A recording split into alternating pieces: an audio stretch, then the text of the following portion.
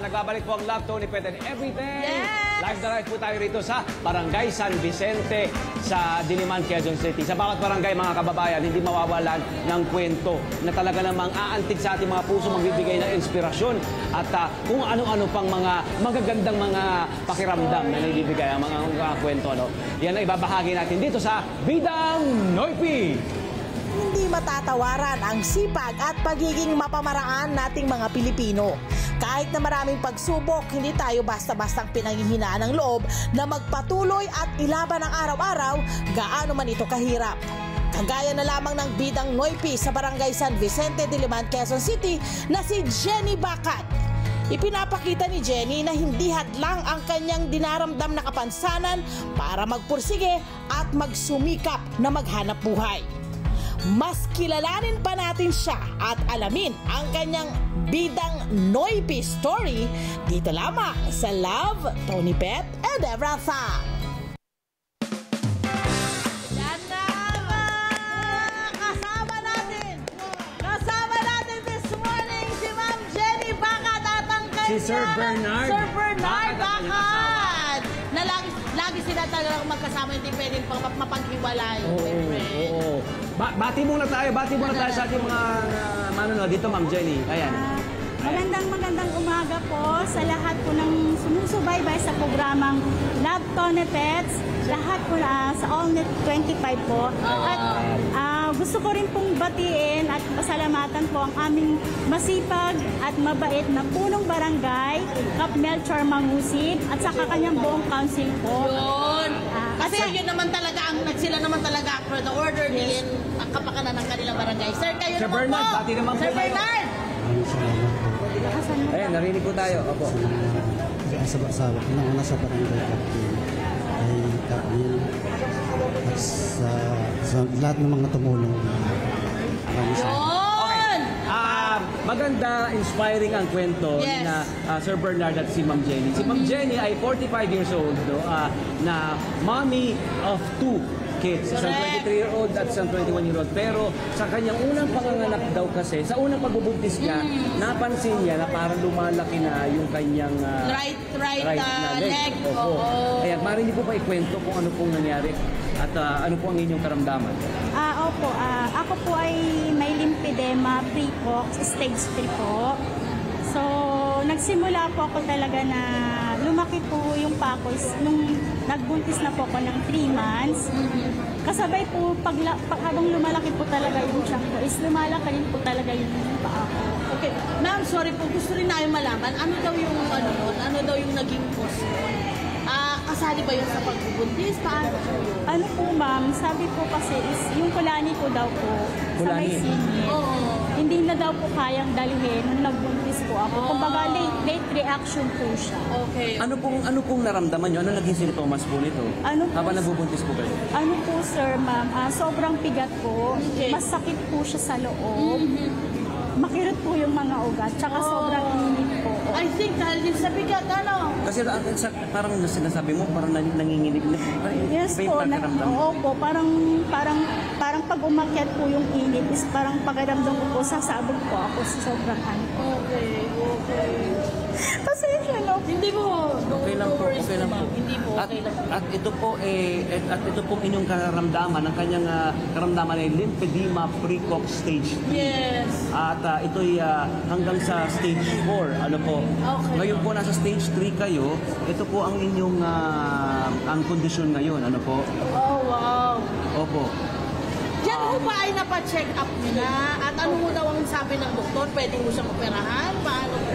Opo ma'am, pero bago daw po ako maoperahan is kailangan ko lang daw po munang dumaan po ulit sa pagpapatherapy para daw po pag dinibal po nila, hindi daw po matamaan yung mga ugat, hindi daw po maputulan. Opo. Nalaman niyo na rin po ba kung magkano ang kakailanganin para sa operasyon? May idea na po ba kayo? Sir, may idea na po ba kayo, sir? Malaki daw po ang gastusin. Baka umabot po ng milyon. Milyon. Nako, ito yung sinasabi ko, friend, na minsan sa mga kababayan nating Pilipino, yung pagiging mahirap, talagang ginagawa talaga nilang paraan na makasurvive eh. Huwag lang merong magkakasakit talaga kasi matinding challenge na talaga yun para sa kanila. Siguro ngayon yung pagkakataon natin, my friend, na baka pwede tayong manawagan. Opo, para manawagan. Specialista. Sino pwedeng makatulong? Opo. Inaabol natin po yung number nila. No? Mami, ito po yung pagkakataon. Mami na po kayong manawagan. Para po, kasi kailangan po niya ng tamang espesyalista para dito. At Yes! Opo. unahin na natin ito. Uunahin na yun. Maraming salamat po sa opportunity. Opportunity po talaga na binigay niyo po sa akin. So, hindi ko po talaga in-expect na mangyayari po sa buhay ko. Gusto ko lang pong manawagan sa may mga mabubuting puso. Hindi po ako humihingi ng malaking halaga. Yung sapat lang po na maitsan po yung sakit na nararamdaman ko kasi talagang hindi po namin kaya. Dahil isa lang po yung kumakain sa akin. Siya po lahat yung sumusuporta sa amin ng asawa ko. Yung anak niyo po, yung panganay Opo, po, yung anak. si Baron. Sa Baron. Opo. Dalawa po kasi anak nila Ma'am Jenny at saka ni Sir Bernard.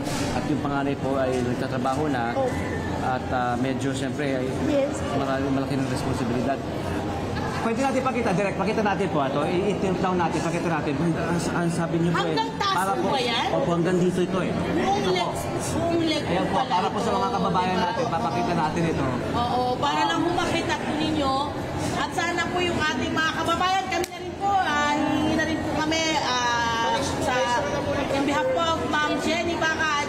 Pwede niyo po siyang i-message sa 0999-478-4495. At ito na nga, para lang talagang matulungan ang pamilya. Opo. Sila rin ay nag-online selling. Nag-online selling, di ba Ma'am Jenny? Oo. Kwento naman po yung successful na Kwento niyo po sa amin yung online selling nyo. business. Yan, ano yun na namin, hold na po natin itong kanilang mga ibinibenta. Ano po ba ito? Paano niyo po ito binibenta? Sa pamamagitan po ng online selling po, ma'am. Oo. Through Messenger po, talagang hindi po ako nahiya sa totoo lang. Yes, wala kang Kasi mahihiya. Kung mahiya ka po, ma'am, wala po talagang mangyayari sa'yo. Tama. At saka para po sa akin, hindi po talaga hadlang na kahit ganito po ako, wala na po akong magagawa. Kasi ang inisip ko po, ma'am, yung kailangan makasurvive po kami sa pang-araw-araw po. Opo. Tama yun, tama yun. At syempre, ako, for me lang po, yung ating mga online seller, yung mga ganito na ginagawa ni Ma'am Jenny, na sa totoo lang, mahirap manghingi ng tulong. Tinatanggal mo yung ano mo yung hiya, no? And it's really hard, no? Pero ito siya, hindi lang siya naghihintay ng tulong, gumagawa sila ng paraan para sa pang-araw-araw nilang buhay. At sana yun nga, may makatulong. Yung kanilang mga produkto, bukod sa mga sabon, Sabon, o correct. yung mga healing balm nila, yung mga Yes, mentholated oo. balm. Meron din silang mga liquid detergent, dog May kakanin shampoo. pa. Oo. At alam mo, hindi lang si Ma'am Jenny kahanga-hanga, maging si Sir Bernard. Tatay kasi Bernard. si Tatay Bernard ay nag-retire sa trabaho. Iniwan niya ang trabaho niya hindi pa siya of retiring age. Iniwan niya para maalagaan niya si Ma'am Jenny. Yan ang... Buhay ka, Tatay Bernard. Opo, nagtatrabaho siya sa isang school. Buhay ka at kayang-kaya nyo to. Basta together kayo, isa kayo, malalampasan nyo kung ano man ang problema na inyong pinagdadaanan. Isa na lang po, Ma'am Jenny, ano ang inyong motivasyon, sinong inyong motivasyon o inspirasyon para ipagpatuloy ito, para ilapan ang inyong buhay? Siyempre po, unang-una, dasal. Pananalangin po. Opo, panalangin po. Opo. Pangalawa po, andyan po yung mga taong nagmamahal sa akin at naniniwala na kahit na ganito ako, may kakaibang talento na kaya kong ipakita sa mga tao. Minsan nga po pinapagalitan ako ng asawa ko. Sabi ko, pero hindi pa. Sabi ko, kaya ko to. Kung ang ibang tao nga nagagawa nila, ako pa kaya. Sabi ko, may kapansanan na lang ako, pero kaya ko. I think naiintindihan ko si Tatay Bernard. Kasi siguro iniisip niya, baka makadagdag sa stress mo at hirap mo. Diba? Yun. Ayaw niyang madagdagan yung ganun mong pinagdaraanan. Pero syempre nga, kung mag-uusap sila ng maayos, pag-uusapan nila, makikita nila na may power sa pagtutulungan. Tay Bernard, ha? Pero ito na. Sinabi niya, kaya ko to. May Correct. kapansanan lang ako, pero kaya ko to. Pero yun, ganda ng linyahan. At dahil dyan, my friend, ito na. Ayan, dahil po sa inyong inspirasyong binibigay at sa inyong tibay ng loob, kayo po ay binibigyan ginagawa rin ng Net25 at ng Love Tony Pet and Everything ng sertipiko ng pagkilala bilang bidang Noipi natin.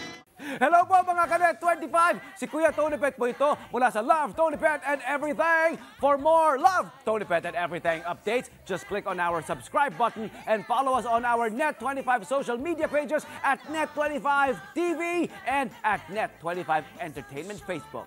Magkita-kita po tayo!